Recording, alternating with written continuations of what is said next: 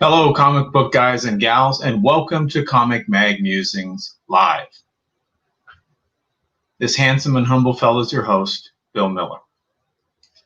Today we are going to do a quick comic book haul, and I've got a couple books to show off that I picked up recently, as well as a couple unboxings. And I got a comment yesterday on one of my videos from a new viewer who had a couple questions that I tried to answer in the comments, but I wanted to do a little bit deeper dive in via live stream. So I will do that as well. Hope everyone's having a wonderful Wednesday. Quick reminder that Night Tiger Comics is going live in a few hours with a knockdown, drag out comic book knowledge competition between Metarog, the Gray Man, I believe King of Comicdom, and I think Charlton 66. It looks to be a fantastic time.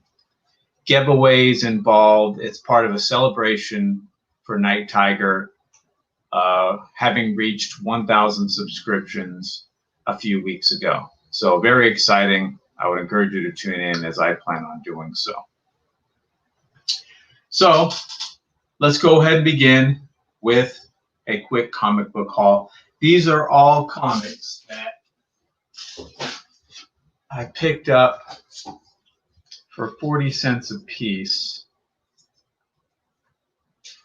from a fella on OfferUp, I believe, a while ago. Nothing big, but it's cool that there's some consistency as far as the titles. So we have Hal Jordan and the Green Lantern Corps #1 from 2016. And so the common thread with most of these is they're all rebirth titles.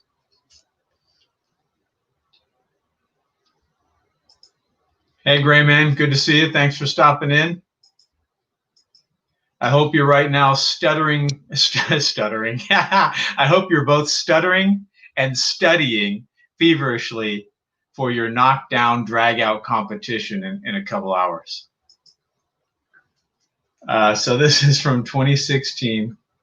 Covers by Ethan Van Sciver, and it's one of the rebirth titles, I guess. This is Justice League #1, rebirth title. The B cover by Tony S. Daniel.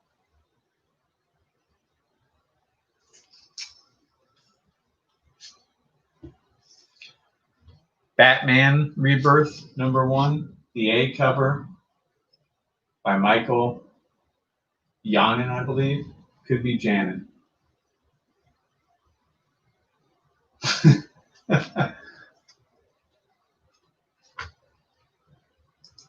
Someone's feeling a bit confident. Brand Jim Vigilante, good to see you. Thanks for stopping in.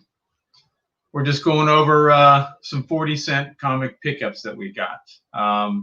This is Wonder Woman Rebirth #2, art and cover by Nicola Scott. The commonality of most, if not all of these, is that they're rebirth titles. Green Lantern #2, B cover by Emanuela Lupacchino.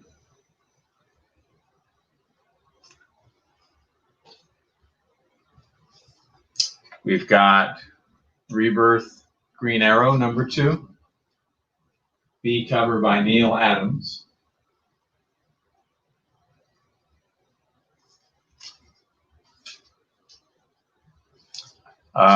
Rebirth Superman #2. This is the A cover by Kenneth Rocafort.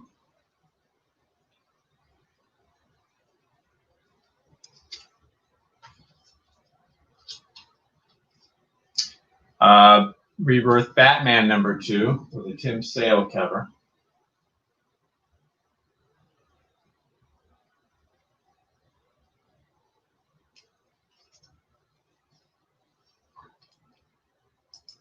Not a fan of it. So the storyline, or was it too many pickups in order for it to make full sense? Flash #2, the B cover by Dave Johnson.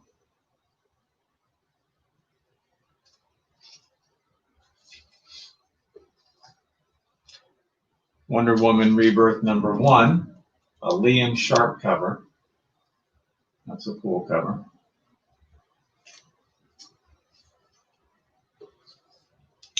Green Lanterns #1, the A cover by Ethan Van Sciver.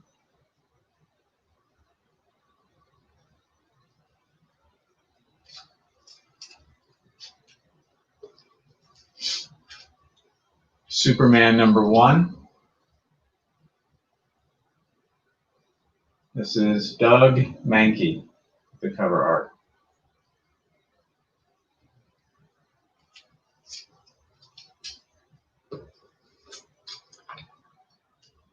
Green Arrow #1, the A cover by Juan Ferreira.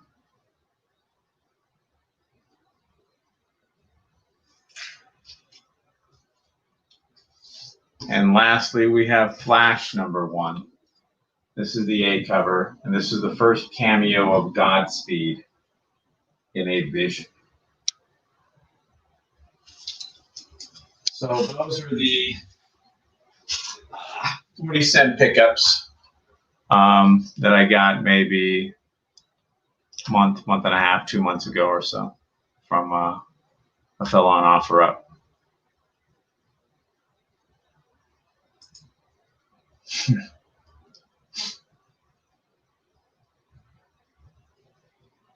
Well, how do you really feel about him, Vivi? I think suffice it to say that the Rebirth storyline was polarizing, at the very least.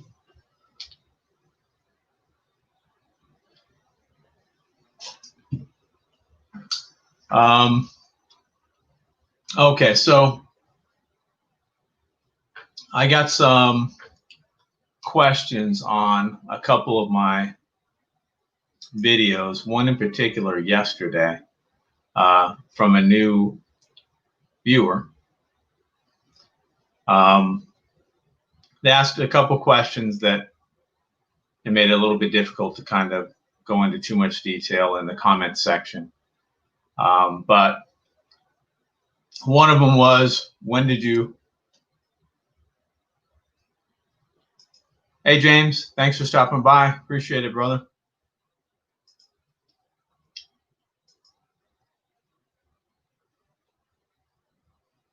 Yeah, the New 52 was fun. They brought back a lot of titles. I think they knew, obviously, that a lot of them weren't going to stick, but I don't know that they necessarily knew which ones of the secondary titles were going to make it and which ones wouldn't. And so it was pretty cool. It was fun, and it was competition at its best.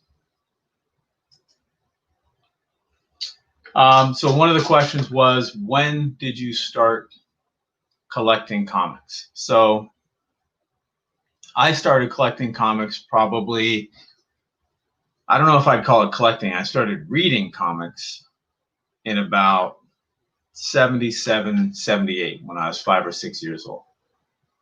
That's when I started reading in earnest. And I didn't collect necessarily, other than I guess I kept whatever I bought or someone bought for me, like my mom or my older brother. To read, I ultimately collected it or held on to it. Sadly, those are all gone. I haven't any of those comic books from that maybe 10-year period. I moved a lot in my teen years with my older brother and some older sisters, back and forth, and then went into the Army, and a lot of stuff I had disappeared. So comics were one, cards were another. I probably had maybe 500,000 trading cards that disappeared, that were in sheds and various things, but it is what it is. So mainly what I collected were trading cards because that's what my older brother collected. And so if he ever sent me to the store for something, I try to weasel an extra quarter out of him and I can buy a pack of Topps baseball cards. Hey, Ruben, good to see you, sir. Thanks for stopping by.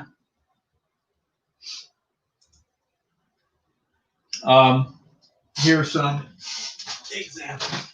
I still have a lot of cards. I'm a big believer that if you're a collector, you're a collector. And a lot of people that collect comics, such as myself, just happen to say, yeah, that's what I want to collect, but are probably nearly as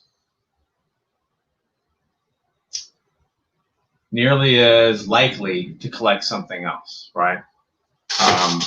I could easily see myself collecting coins,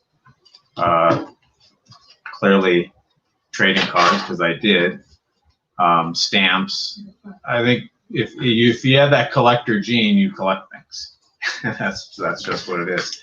So I probably have maybe 20 of these binders.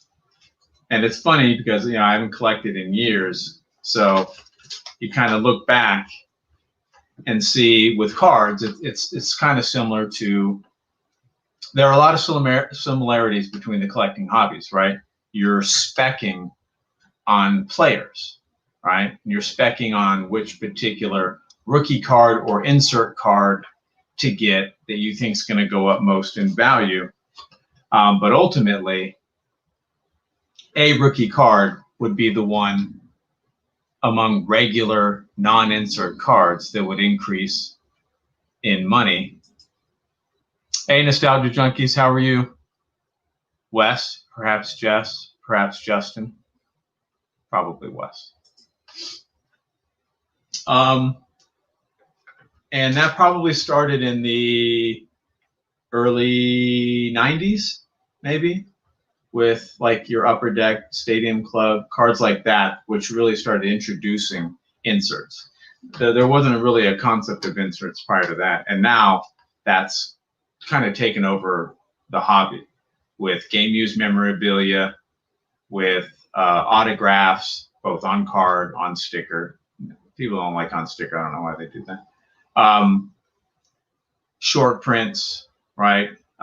Printing plate cards. It goes on and on and on and on as far as different chase cards or inserts. And the inserts have odds per pack, one in whatever, right? And some of them can be worth quite a bit of money. And their cards are graded, just like comic books. Prior to comic books, they were graded, right? PSA, BGS, they all grade cards. And now I guess CGC is grading cards as well. I don't know if they're grading sports cards, but that's been going on for a long time, right? Same advantages of grading comic books. With the advent of the internet, there's a whole lot of virtual buying and selling of cards, and there's no bickering over condition when you have an independent third-party grader. I remember that. Going through that a lot. I'm pretty darn good at grading cards because that's all I did. I would just sit and read my brother's Beckett guide, price book guide, for hours and hours on end. Same guide for 3 or 4 years because he never bought another one. And that's kind of how I spent my time. No video games or anything like that. I would go through his cards mainly and look them up to see what they were worth and judge the condition of it. But here's another example, right? So this is what would be a mainstay. Would be Carl Yastrzemski, right? He's a tried and proven commodity.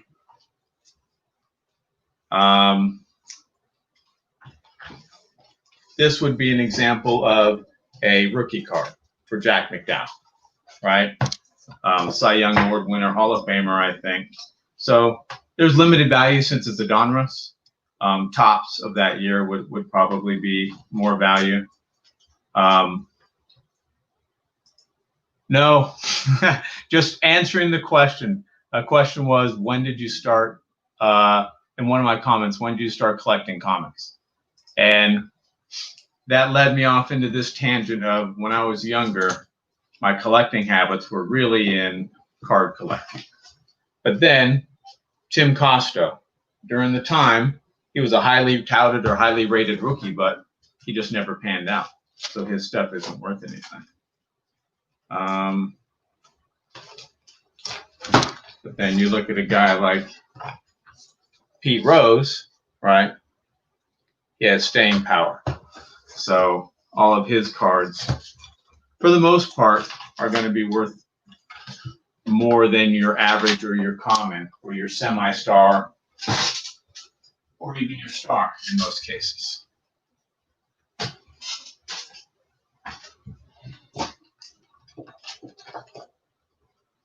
And so these would be considered like inserts. So these are screw down holders.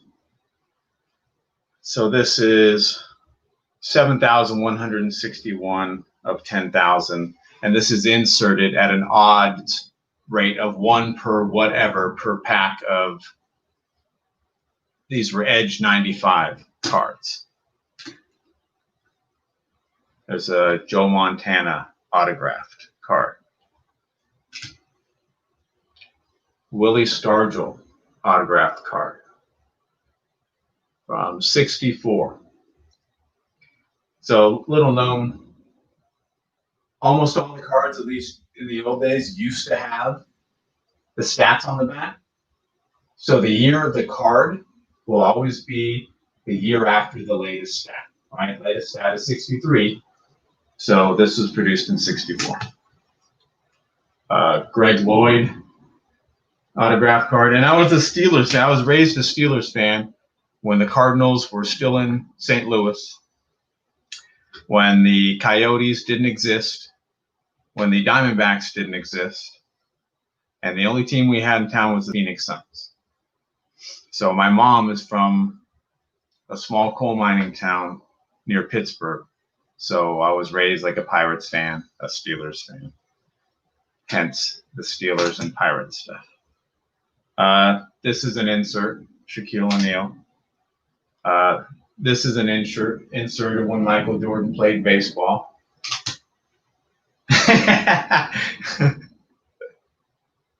Exactly, American hand egg player.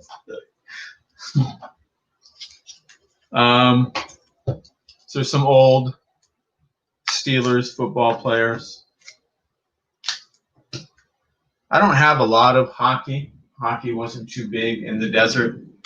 Still isn't very big in the desert, despite the team. Another insert.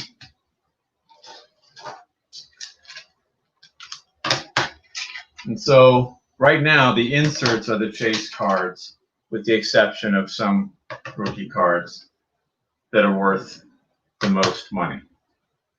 And either your inserts are really rare, that's not an insert, or they've got a really good player that everybody's after, and so that drives up the price of those inserts. Most things with this guy are worth money. Same thing with Griffey Jr. He's still a big one. I'll look for any other interesting ones. Another hockey. That's Felix Potvin. Long time good goalie. These are die cuts. That's still done with a lot of inserts where they cut the cards or cut designs into the cards.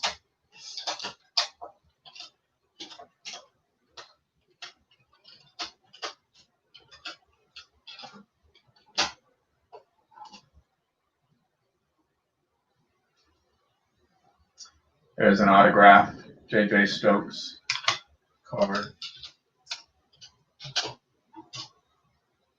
Acetate, where the card's made on plastic. autograph Steve Parsay, autograph Will Clark, Alexei Yashin, Tom Glavine, Hall of Famer. These are kind of cool. This insert, lumberjacks, they're made on wood. So those are some of the worth a little bit more ones that I have, but I still probably have, you know, like 100,000 sports cards. I just don't collect them anymore or really do anything with them. They just kind of sit there. But for most of my childhood, I sold all those, Gray Man. I'm sure there probably are bodybuilding cards, but I've never gotten any. There are a lot. There are certainly comic book cards as well, and I have a lot of those. And the big chase cards in the comic book sets are original art cards. So usually you'll have a hit of one per box of cards that you buy. That'll be an original drawing on card size by one of a number of artists that they list for that particular set. So that's kind of mainly what I was into when I was younger and I was collecting. Like I said, the vast majority of what I had accumulated, a lot of the stuff from the 60s and 70s and 80s, got lost, or so I was told, magically disappeared. Probably about 500,000 cards, but it is what it is. Those are what I had left and what I bought when I started getting back into collecting cards in the 90s, I guess. I didn't get back into collecting comic books until about 99, 2000, maybe. So I've been actively collecting comics for about 20 years, I guess. Answer that question. All right, another question he had was, do I prefer a particular publisher, Marvel or DC? Between the two, I like both of them, but I definitely collect more Marvel. I only collect a handful of DC titles, like Weird War Tales, Weird Western Tales, Jonah Hex, Warlord, Batman a little bit because of Mini Musings. He likes Batman. But I think that's about, and Wonder Woman, Mrs. Musings, likes that, so I collect those. But that's about it on the DC side. It doesn't mean I don't like DC. It doesn't mean I don't enjoy reading them. I've just been partial to Marvel, and the vast majority of the titles that I collect are Marvel. As far as reading goes, I read probably more Marvel just because I have the Marvel Unlimited app. Doesn't mean I won't. I know DC has a sort of equivalency. They don't have as many comic books digitized as Marvel does, but they also, their subscription also gives access to some of their television shows and movies, which Marvel does not.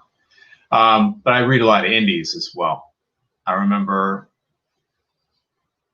I always had this issue with, if I don't know everything about a character, I don't really want to jump in at this particular point in time, because I'll feel an obligation to go back and get the previous history so everything makes sense contextually when I'm reading that particular jump in point forward. So that's why I always gravitated toward indies if it's not a character that I've read a lot about previously. Because indies, they have a starting point. You jump on usually at number one, finish it, and catch another one. So I've read a lot of independent Image, Vertigo, Dark Horse, Boom comics because of that. And the last question he asked was, which is your favorite comic? And that one's like probably impossible to answer because my collecting habits. Hey, Richard, thanks for stopping in. Good to see you, sir. Superior Hero Reviews, thanks for dropping by. Appreciate that. My collecting habits are changing, right? They're shifting. And I think for the most part, everyone becomes interested in other things, sometimes disinterested in things in which they were previously interested. Other times they just kind of expand their interests. And I think that's where I'm at, where I'm really getting more into a lot of the EC books, some war books, some horror, pre-code horror books. And I still love all the superhero stuff, but there are only so many resources, right? And there's an opportunity cost with financially expressing interest in one area. Inevitably, you have to pull resources from another area. And so I'm kind of going through a metamorphosis in that respect, and we'll see kind of how that shakes out. But I do, as far as characters are concerned, right? Ghost Rider is probably still right up there for me.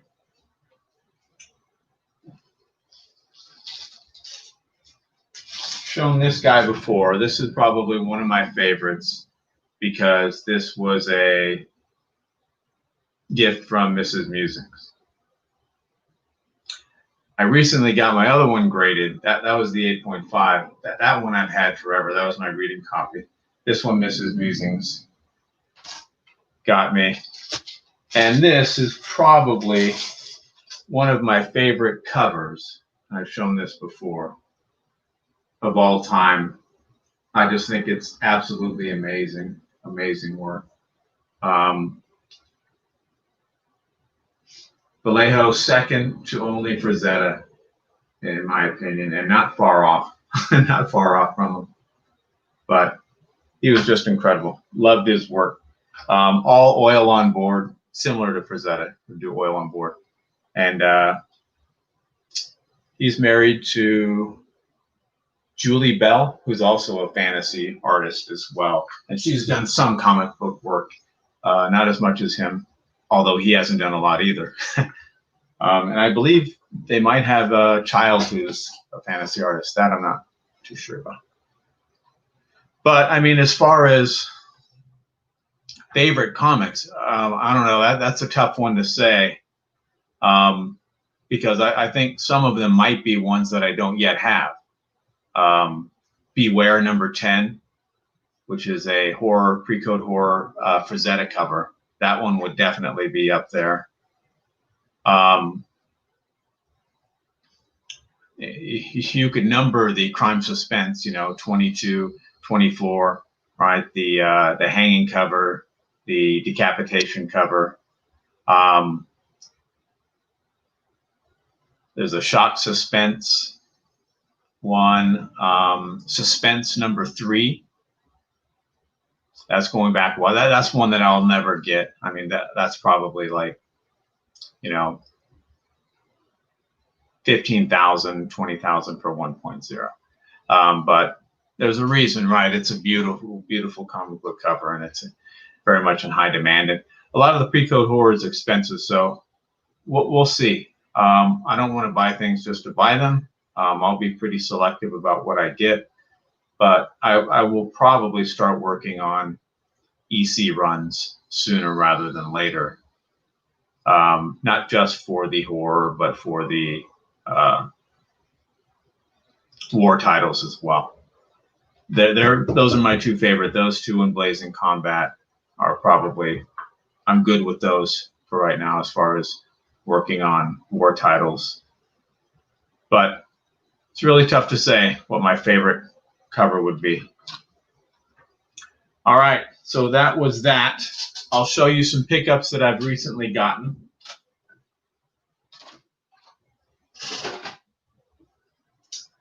These two I got yesterday from a really cool collector on OfferUp. Really good dude. He collects a lot of omnibuses. Is it omnibi? Because more than one cactus is cacti, right? More than one syllabus is syllabi. You would think it'd be omnibi. but maybe it's omnibus.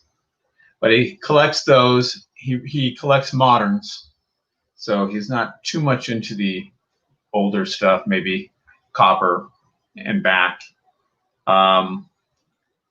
So we got a very dirty and well-loved She-Hulk #1. Let's focus in on this guy. That is a lot of dirt.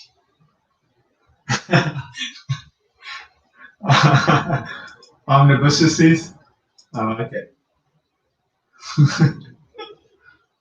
So, I don't know. I got a reading copy. So maybe this will be my new reading copy. But at any rate, I'll probably want to get it at least cleaned. And this guy is certainly in well-loved condition, but I don't have it, and so I was glad to get it. This is the king size #1, the annual. And so it's certainly got some condition issues, especially along the spine, and then the wear you see down there along that spine.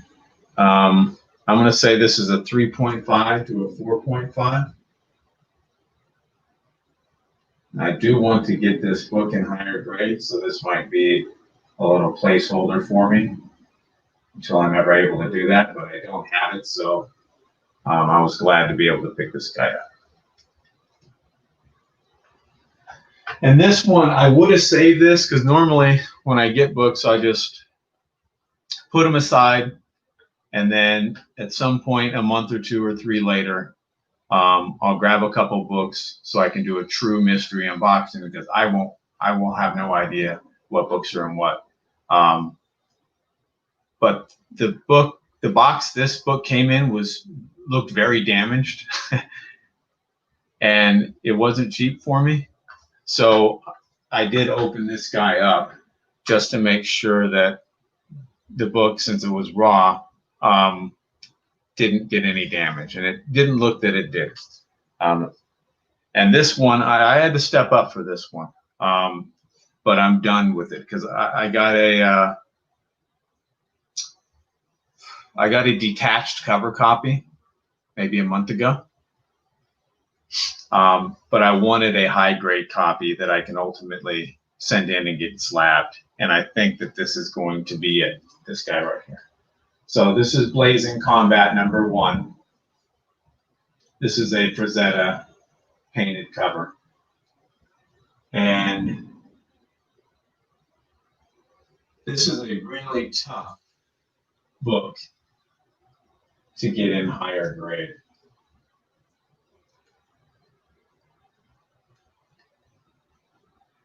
And I think I've got, well, I guess not only is it tougher to find in higher grade, but the price climbs for me, right? It's all relative to what you think is expensive, but I think the price really, really climbs ridiculously once you start getting into really 6.5 and up.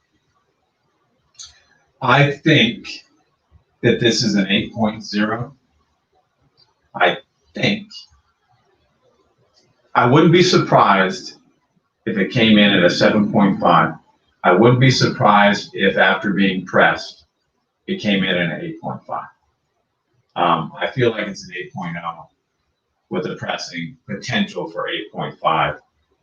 More a cleaning than a pressing, because the back cover does have some dirt that can be cleaned off. But I've gone through it. Everything's intact.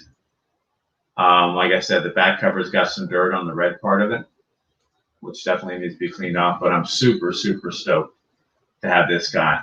And now I think that I'm done with Blazing Combat #1.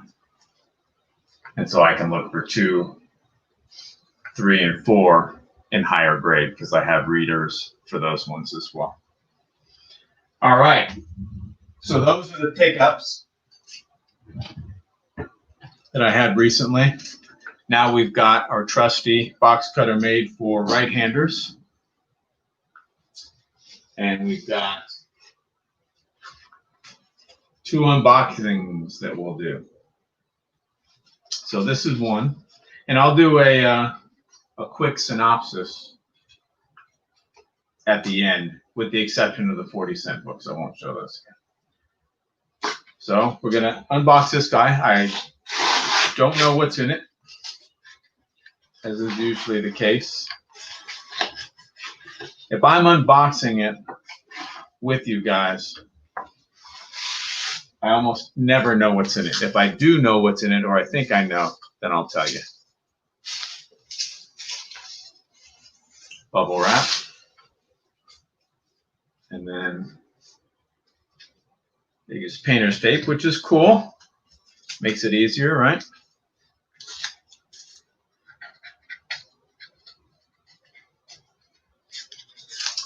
Oh, quick.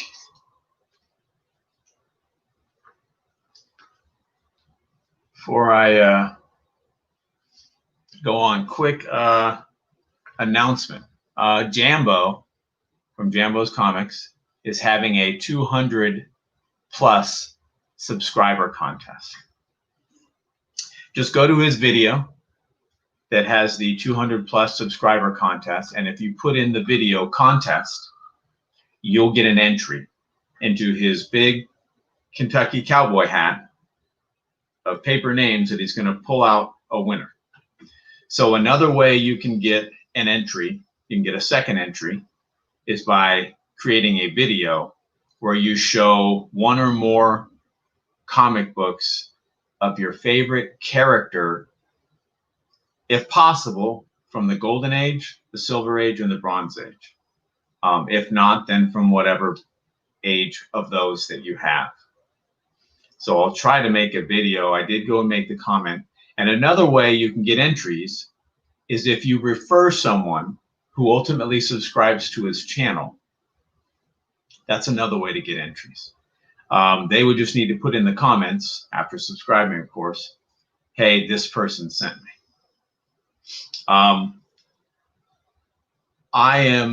I put my comment, I'm prize tagging Spider Comics 7.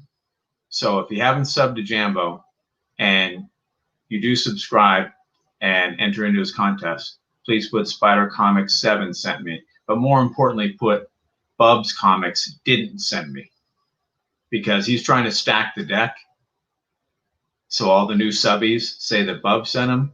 So let's try to steal some food from his mouth and make sure that you put that Bub did not send you. And you can even speculate in your comment that previous comments that mentioned Bub sent them may not have actually been sent by Bub. There may be an investigation in the offing for that. But please go check out Jambo's Comics if you haven't already. He's got some really good ones. Really fun channel. He's definitely into Golden Age and good girl art. Has a lot of cool hauls. So what do we got? Oh, okay. I remember these. So already got this one. I don't know what this is. Maybe 1 in 15. Maybe 1 in 10 variant. I wouldn't doubt it. That rascal looks for any opportunity. So this is Conan the Barbarian #1. This is the, I think that's Addy Granoff, the Addy Granoff variant.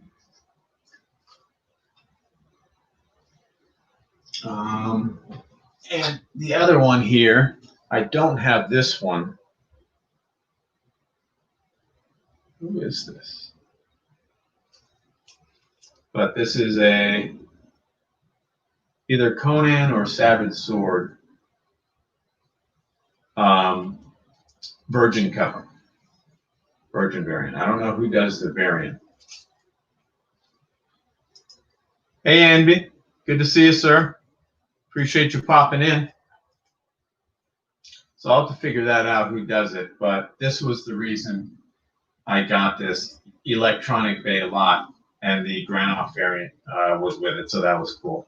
It already had that one. I didn't have this one, and it's a Virgin variant, so I wanted to get it. So pretty cool. That's those two. And over there. This is the other one that will open.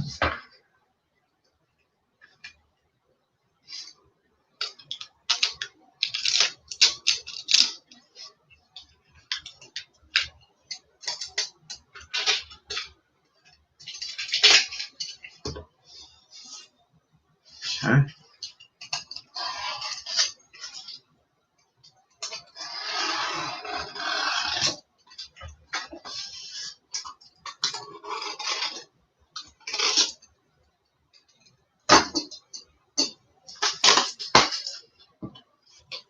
All right. We got some cardboard. Book underneath it.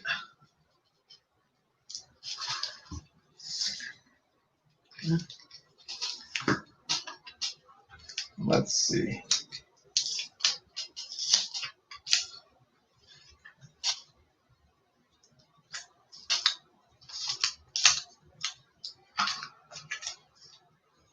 Scotch tape is making it challenging for me.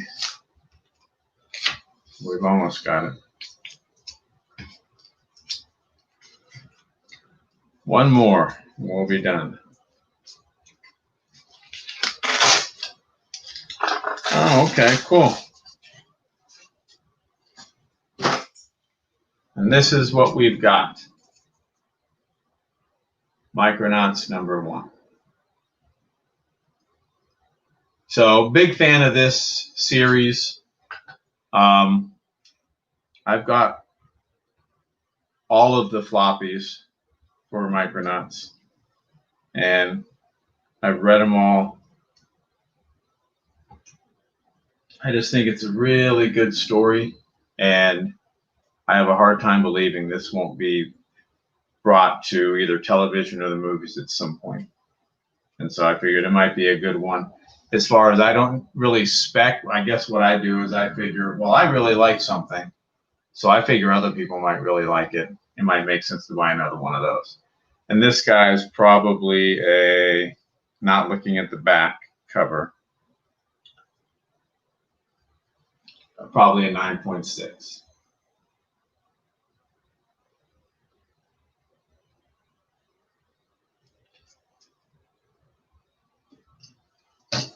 So that is it. That is what we had. I'll show them again real quickly. Aside from the 40-cent haul, I won't show those again. We got Micronauts #1.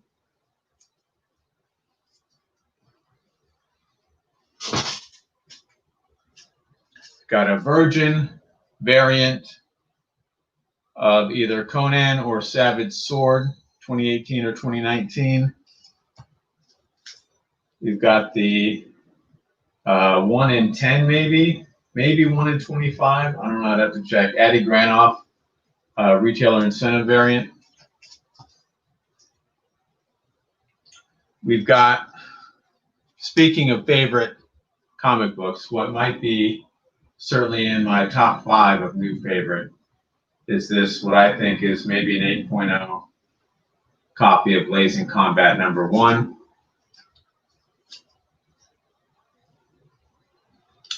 Incredible Hulk Annual #1. Certainly a reader, maybe 3.5 to 4.5, but I don't have it, so happy to have this guy. And then a well-loved and well-soiled copy of She-Hulk #1. Just needs a little cleanup, I think, to bring back some of its shine. And those are the books that we have. So I want to thank everyone for tuning in and joining. Please remember to go check out Jambo Comics Thank you, Andy. I appreciate it. Check out Jambo Comics. Participate in his contest. It's really easy. Just put in contest into the comments on his 200+ contest video. Again, I will try to make a video. And like my comment, I'll be prize tagging Spider Comics 7. Check him out if you haven't as well. But the most important thing is when you put a comment in Jambo's, please make sure that he knows that Bub did not send you. Let's stick it to Bub as often as possible. I kid. He's a wonderful guy. Super duper funny. Great channel, and his live streams are very, very entertaining. So that will do it for me. Thanks everyone for stopping by. Have a wonderful day. Again, when is that, Gray Man? Is that in like just over an hour, or is that several hours? But Night Tiger is having his comic book trivia competition featuring the Gray Man, Metarog, Charlton 66, and King of Comicdom as part of his 1K subscription celebration, which he reached 1K several weeks ago. I think that that's going to be soon. I would highly encourage you guys to check that out on Night Tiger's channel. Looks like it's going to be real fun. Okay, so that'll be at 5 p.m. Mountain Standard Time. That's Arizona time. So that would be 8 p.m., I guess, Eastern Standard Time. And what's California? They're either 1 hour, I can't remember. See, we never change. I don't have to worry about that. Phoenix doesn't change. It's the same time no matter what. Spring forward, fall back don't mean anything to me, right? Our times don't change, but unfortunately, everybody else's did. So have a wonderful, wonderful weekend. I hope to see you guys in that chat. And always remember, we're taking over the world. What a beauty. One comic book at a time. Thanks, guys.